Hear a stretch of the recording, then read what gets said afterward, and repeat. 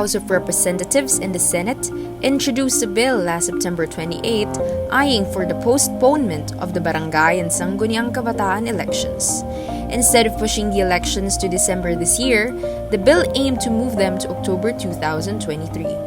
The postponement was seen to reduce expenditures as it intends to allocate its supposed 8.449 billion pesos budget to other purposes such as the alleviation of COVID-19 cases. Last August 17, the Commissions of Elections or COMELEC said that if the elections were to be postponed, they would need an additional 5 billion pesos for the continuity of the voters' registration and honorarium of the poll watchers. However, on October 10, President Ferdinand Marcos signed it into law specifying the date for the Barangay and Sangguniang Kabataan elections to take place on the last Monday of October 2023. John Rex Laudianco, a spokesman for the COMELEC, warned that the poll's postponement would mean extension of the voter registration period. With the postponement of SK polls, the Flame asked, given the reasons cited by the legislative branch, do you think that the postponement of the Barangay and SK elections is justified? Po pala si Paolo David, ang SK chairman ng San Juan San Fernando, Pampanga. I'm Justin Jairo Manalo. I'm currently under the Department of Political Science faculty, and ako din yung kanilang internship coordinator ngayon. My name is Jan Megan A. Soriano. I am a third year taking up AB Sociology. No. So I think given also with the deliberations that were done by both houses, both the Senate and the House of Representatives, majority of them naman agreed. I am not in favor of it. There are certain issues that have to be considered. At isa na doon ay yung right ng tao para pumili or bumoto ng kanyang gustong mamuno sa barangay. I see this as, let's say, siguro I think it would be justified. No, it's justified in a sense. Then, ito on my thought is that if we would, let's say, if we would have but malaking factor kasi si pandemic eh. Okay, malaking factor is pandemic, and if we have, let's say, yung elections within the barangay SK, no, siguro kasi may mga projects na to yung mga local barangay officials natin for handling or for dealing with the pandemic within their constituents. Opponent of barangay elections and SK elections, I would like to clarify that na-move siya ilang beses na. It's my knowledge na alam ko na na-move siya ng ilang beses na. So, ilang beses na ito na-postpone, and I know that the reason is to fix social structural issues within the organization or about it. Pero if we can look na preparing for an election is not a rush action.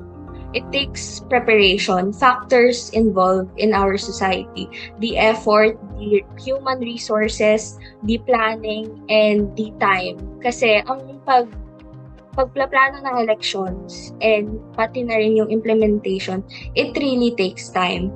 And with that, postponing it, knowing with the knowledge na na-postpone na siya ilang beses na, does it really justify the reason?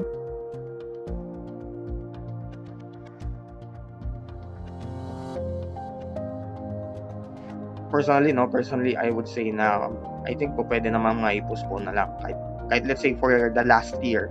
For me, it is a tamper on the youth's right to vote. Despite sa current situation po natin, kailangan matuloy na yung eleksyon. Ganyan. Kasi mahirap kasi yung transition ng government, or let's say the local government rather, if there is an ongoing pandemic. Unless it is within the nominee, yung candidates would have the same practices or would adapt yung previous projects ng incumbent. For new set of leaders. Kasi hindi naman natin masasabi na lahat ng barangay officials, lahat ng incumbent barangay officials, incumbent SK officers ay maganda yung pamamalakad. Hindi ko naman sinasabi na lahat, pero knowing na even incumbent barangay officials, since na mahaba nga, ilang beses na nambu, hindi rin ma-de-deny na hinahanap rin ng tao or the members of society na ay bago na sana kasi na-postpone na. Lalo na mahaba na din po yung binigay sa amin panahon. Almost 5 years na din po kami nanunungkulan. Yung mga ibang SK, nasa edad 28 to 27 na sila. So yung iba nagre-resign na din para makapagtrabaho.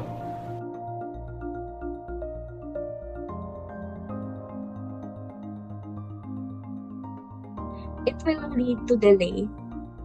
Delay in terms of who are in position. Kasi Possible pala na ma-extend ang election or ma-postpone ang isang election. Postponement of election might affect people's trust towards the government for allowing this to happen. extension yan eh. Extension magaganap na term. So, hindi makakapagbigay or madedelay in setting up new student leaders that would also be qualified in the position. So, for me, ang postponement rin parang hindi magbibigay ng chance, kumbaga. If let's say if meron man siyang bearing, we can say na siguro yung thinking ng let's say within the constituents or yung sa laymen, no, na possible pala na ma-extend ang election or ma-postpone ang isang election. Okay? Ngayon, there may be let's say a thinking na baka ma-postpone tong local elections or 2025 elections, okay, or yung presidential elections, ganyan. So nandun doon kasi nangyari siya within the barangay level. They also might be losing interest to the political candidates, especially lalo na kung alam nila yung mga tao na wala naman ginagawa ang kanilang mga barangay officials para mag-improve ang kanilang mga barangay.